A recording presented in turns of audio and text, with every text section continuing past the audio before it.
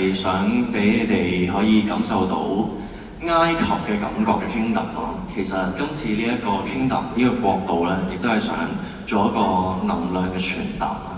尤其是因為我做咗好多 research 啦，係做金字塔嘅 research 啦，其實當中都同能量係好掛鈎到，而所以我都想將我呢一個演唱會可以將我同埋所有嘅觀眾、所有嘅神徒，我哋可以將能量拋嚟拋去，互相俾翻大家嘅能量，去可以感受到，可以繼續一齊向前行。而今次 Kingdom 呢一個舞台咧，係比較特別嘅。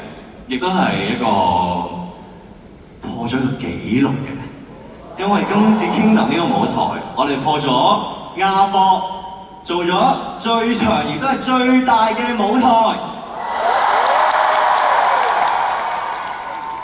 咁亦都係全因為有你哋啦，所以我先可以成就到呢一件事啦。仲有幕後台前工作人員啦，就令到呢個舞台咧，可以又大啦，又可以 reach 到更加遠啦。其實個目的都係得一個目的嘅啫，就係因為我好想可以親自再近啲去望住你哋全場每一位。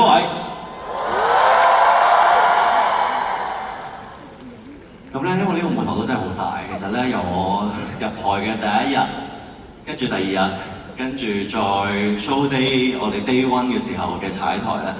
係淨係跑嚟跑去行嚟行去都真係都幾攰，真係有啲似我平時跑街嗰種感覺。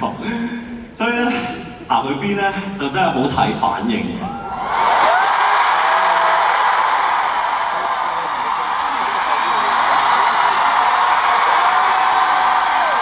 真係的確好似係呢邊好啲嘅。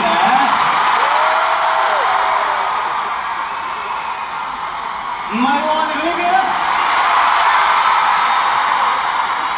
我講啦，聽唔到。